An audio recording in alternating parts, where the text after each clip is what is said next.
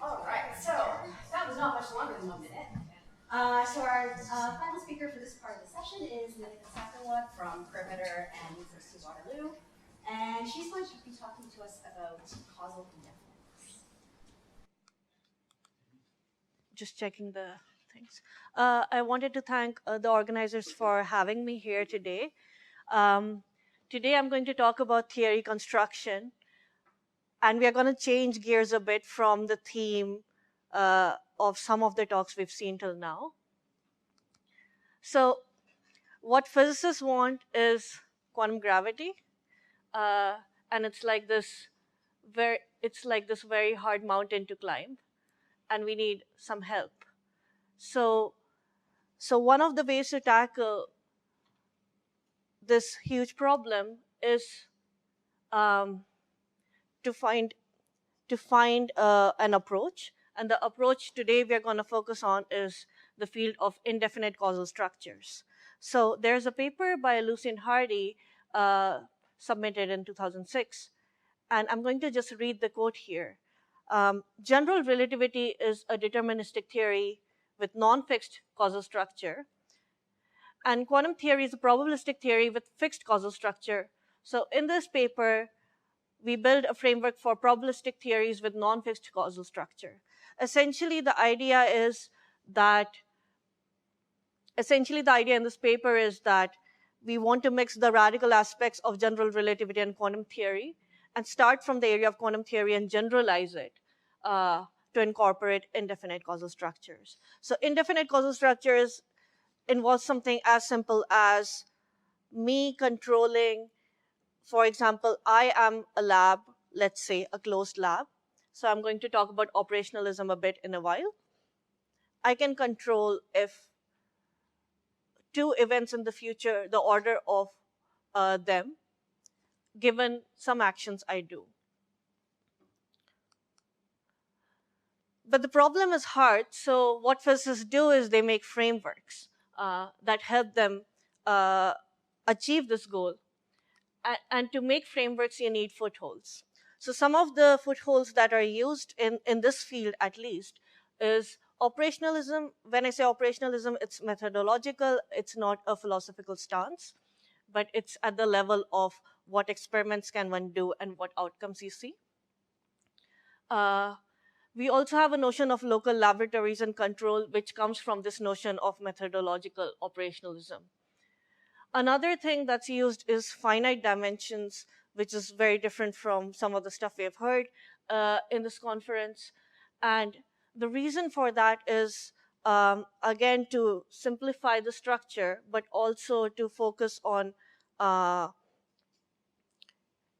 if you talk about operationalism, you can talk about the precision of measurement. And if you are only worried about pointers and clickers, you can restrict yourself to finite dimensions to talk about them. One of the interesting footholds in this area is the Choi-Jamelkowski isomorphism. Essentially, it's a mathematical tool that is used. So if you want to represent a state in quantum mechanics, you can represent it on a tensor product of two Hilbert spaces. And if you want to represent a channel, then you can represent a map from a Hilbert space to another Hilbert space. And essentially, the Choi-Jamelkowski isomorphism gives you a map between these two, which means that you can talk about states and channels in a same framework without defining a priori if it's a state or a channel. And there are many more footholds, but these are the most essential ones. And since the paper that I mentioned, there have been many. So the approach in this paper is called the causalite framework, and then there have been many more papers since then. So this is a theoretical framework for quantum networks, which people now refer to quantum combs. There's the framework in this paper on quantum correlations with no causal order, and this is called the process matrices in the literature, and so forth. So there's a lot going on in this field right now, and what is focused is basically talking about probability distributions which are quantum, and relaxing the notion of a definite order of events to see what other probability distributions are now allowed under this relaxation. What I want to do is build a toy model. And the reason that toy models are interesting is we've seen toy models in quantum foundations before. A famous one is by Spekkens, Rob Spekkens. And essentially what this toy model does is that you have a classical local theory which reproduces many features that we often think are intrinsically quantum, such as superposition, entanglement, teleportation, and the things that are really not reproduced by this toy model, which is local and classical by construction, are contextuality and non-locality. So what a toy theory can end up doing is twofold. You can have insights about a field that needs further clarification at the level of the interpretation or ontology. And second, it gives you a playground to see many phenomena in a very simple way. So my aim is to have something like this for the area of indefinite causal structures. And what I want is a quantum spacetime interpretation for indefiniteness. So the level at which indefiniteness is talked about today in this field often has to do with probability distributions at the level of observers and how they are relaxed, but at the level of ontology of how this indefiniteness comes into picture, at the moment there are only heuristic ways of talking about it. So this is all good, but we know from relativity that we have like a mathematically strong framework for talking about causality, which incorporates for many weird phenomena like closed time-like curves, non-time orientability, or non-stably local causality. So one of the approaches can be to use some of this and leverage them.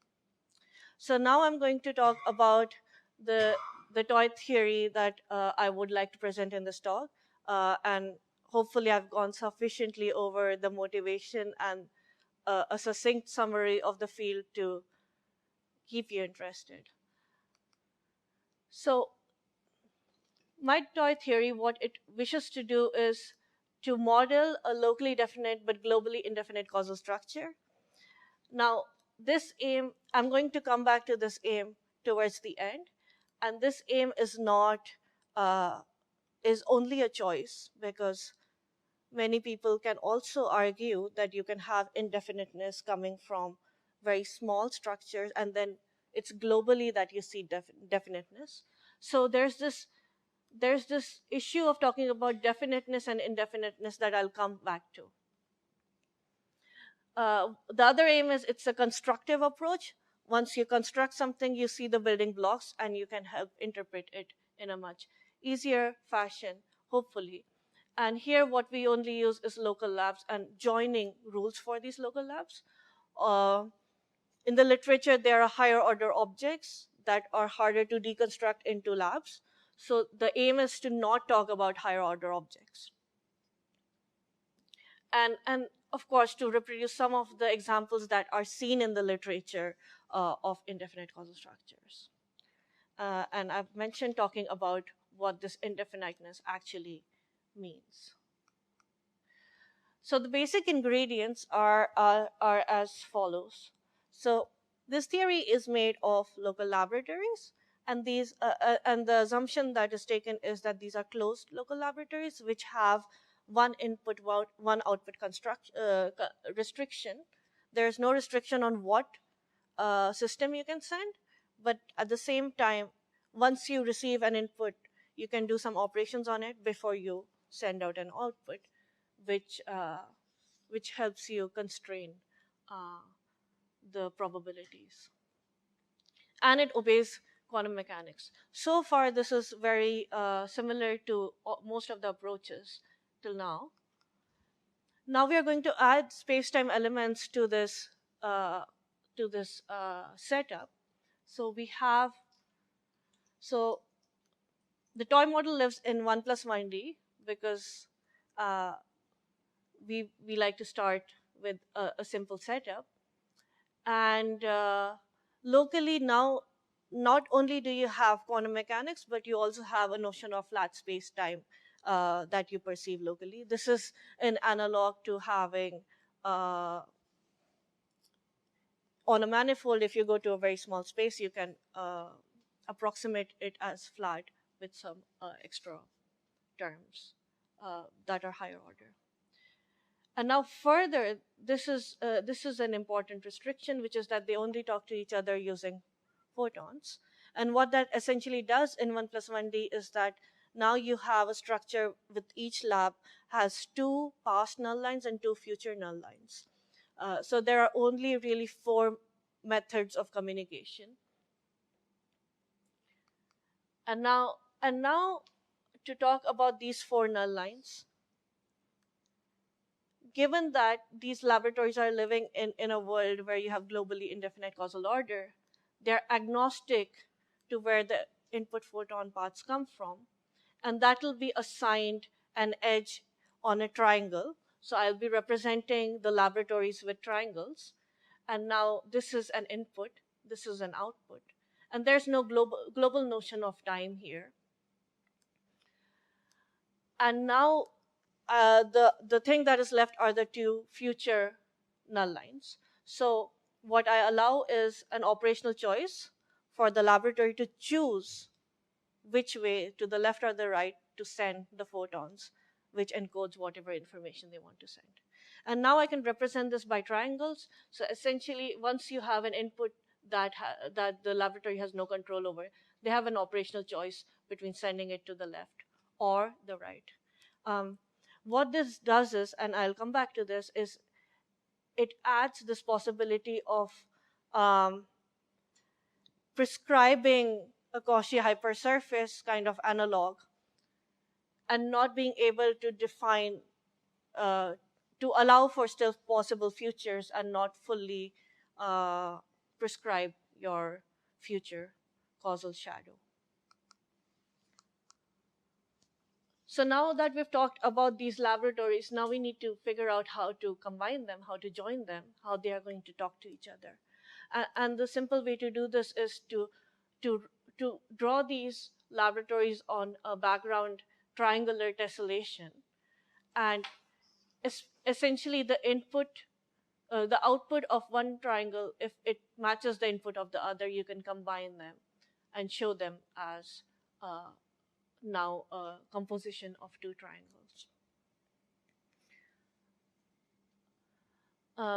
Okay, so now we have the triangles, what they represent. We now have how these local laboratories are composed. We need some physics. And one of the physical laws that you can talk about here is via coloring. So essentially, imagine you have 4 colors, and we'll use numbers to talk about these colors, and the algebra they satisfy is in the Z4. So now, essentially, the coloring rule can be said that each triangle has 3 immediate neighbors. So if you want to allow for stable causality, then we'll have all these 3 rules to be obeyed.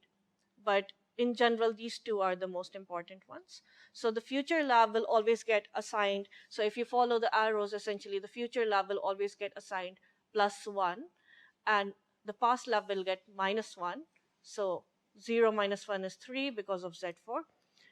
And if you have stable causality, then you have the third triangle to be ±2, which is the space-like analog. If you relax this condition, then you only have to follow the arrows, and that allows for certain phenomena that will be used to show indefiniteness. Now, an interesting artifact of the physical law, which can thought of as a local law, and the operational choices that we have. Now we have all of this in a single structure, and essentially now if you have the coloring law minus this one, so only the plus minus one coloring is sufficient, and you have a coloring tiling for the local laboratories such that each triangle has input and output, which means that every every every every such triangle is represented by a laboratory, so you cannot leave it without any input or outputs. Then you can show that there are no closed time-like curves in this toy model. And this can be important because we are trying to compare this to other frameworks in indefinite causal structures. And if you allow for closed time-like curves, you have issues with normalization of the probability distributions. A simple way to see this is like the smallest unit of a closed time-like curve is this hexagon. And if you try to start coloring it, you always reach with a contradiction. So now, to give some intuition via examples that are relativity flavored, one thing you might ask is, okay, you're talking about photons and you're talking about this toy theory in 1 plus 1D. Fine, but I cannot represent any time-like curves. And the answer is you need to coarse grain enough to be able to talk about them, and you can. So if you have a set of laboratories essentially bouncing their photons with mirrors to the left and the right in an alternate fashion, you can get time-like curves in a sense.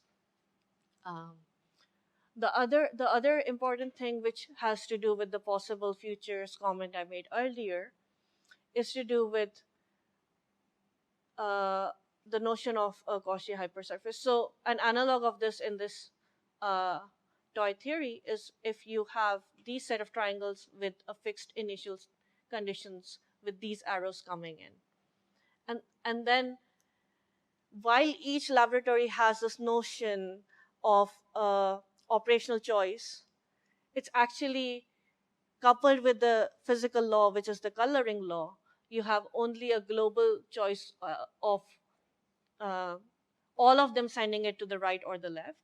But even once I've prescribed this, I cannot know for certain. I'll have some restrictions for the future, but I would not be able to fully prescribe the future causal structure. So this is a bit different from what we see. Okay. So now, let's to get to the crux of it. I'm going to go back and talk about this operational choice. And I talked about an OR, a classical OR, but essentially we have photons. We can use beam splitters, and if you have these beam splitters, you can, instead of sending information to the left or right, you can send it in some superposition. And essentially, once you have that kind of introduction, then you can talk about what is called the switch in this literature. Essentially, you can start with some laboratory. It's named Charlie because of these quantum information nomenclature. Essentially, this lab either, let's say, sends it to the left or the right in this superposition using a beam splitter. And then there are certain choices made by the laboratories in the future which are a priori fixed. Then you can evolve this into a superposition of causal structures where Alice, the lab A, signals to Bob, the lab B, or vice versa in some quantum mixture. And this is interesting and reproduces one of the examples talked about in the literature. And now for something interesting here. So this notion of talking, okay, 5 minutes, good. So the notion of talking about this definite causal structure, indefinite, presumes a preferred basis. What that is to say is that right now I feel like I am perceiving a definite order of events. And therefore, when I talk about this example, it is a superposition over A signals to B plus B signals to A, and the degree of freedom has this basis choice, which is the natural basis choice. But the question is, can a local laboratory perceive definite causal order and at the same time be actually in some kind of this mixture? And the answer is yes. So if you focus on this triangle, this one here and this one here, then essentially you see that the operational choice it's making is sending the information. It's like an identity channel while sending the information to the right.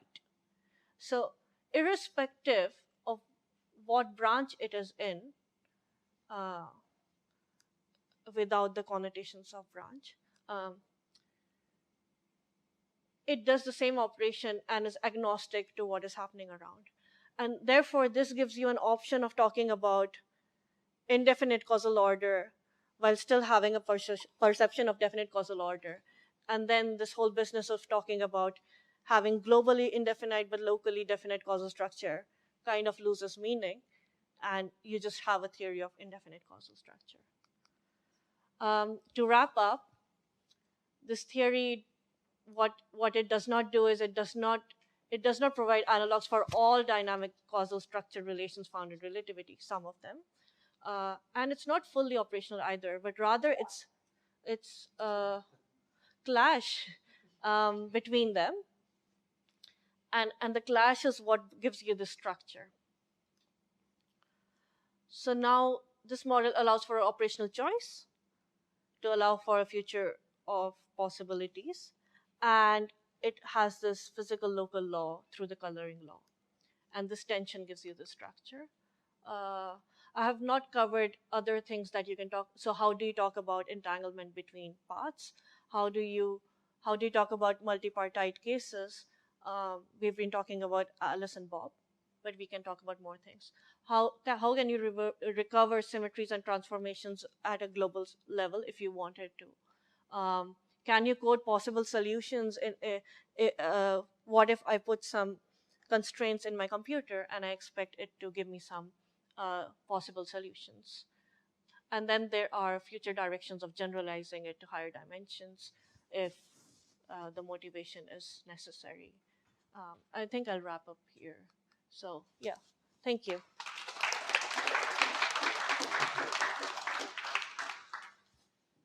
Questions? Chris. So I'm not really familiar with this framework, so apologies if this is a bit out of left field. But in other contexts, when people have looked at spacetimes with weird causal structure, there's a kind of problem which arises, which is that you can have a situation that looks locally like it should be a good solution to a set of field equations, but you can't extend it globally. Because if you do so, you'd have propagation around a closed time-like curve or something that would lead to an inconsistency with what you'd originally locally specified. So the question is that local to global conflict kind of similar to what you're seeing here, so that you have a situation which locally looks fine, and then you're asking, as you try to extend that into a global causal order, in your case it looks like you're arguing that there's indefiniteness that's appropriate in that context. But do you also just have a set of constraints that arise? The things that locally looked fine initially turn out to not be fine because they can't be extended globally? So this is where the coloring law comes in, and really, like, you want to check the coloring law for each triangle. And essentially, if I go back to the closed time-like curves theorem, okay, I skipped it. Sorry. Yes. Essentially, what this does is, like, you can start coloring some part of the tessellation, and that would always, even if that is not itself a CTC, it'll still forbid you from making CTCs everywhere else. So it's really like the local law that gives you enough restrictions Right. to avoid those. So it isn't, though, the case that there's a local configuration that looks fine and then you can't extend it. It wouldn't even be possible to start. Exactly. Yeah, okay. So that's quite different then. Other questions? Wait. About this no closed by time-like curves, I see why I can't get the shortest hexagon. So I assume there's some kind of theorem that you have closed by time-like curves even if you try to make longer ones. Yes. Is that dependent on the particular tessellation chosen, or Very much so. very Yeah. much so? Yeah. And like if I wanted to go to higher dimensions and things like that, are there ways to tessellate like 2 plus 1 or 3 plus 1 states that have that consequence too? Right. So regarding higher dimensions, there are two ways to go about it. One way is to simply think of a higher order, like higher dimensional tessellation, which is the natural way to go to. And another one is to talk about, so once you go to higher dimensions, instead of these discrete number of null lines, you essentially have a cone. And now, like, whatever discrete tessellation you have, that is not good enough. So there has to be some discretization over the null lines. So one way is to even think about it using the same structure, but talking about reference frames within that. So that's the one that I think is more lucrative, because then the other problem is just a problem of geometry, which can lead to complexity. So these kind of tessellations were also used in another area of Feynman checkerboards. So what they did was they had a tessellation and they reproduced QFT structures essentially and propagators. And there also they had a lot of trouble generalizing it to higher order dimensions when they used these like higher dimensional tessellation kind of pictures. So yeah, it can be tricky. Ron. Would it be possible to have an indefinite metric type of situation here? So what's the indefinite metric? Then you can have, it fluctuates between either positive or negative. I see. That would require me to first define curvature here, which I think I haven't done yet.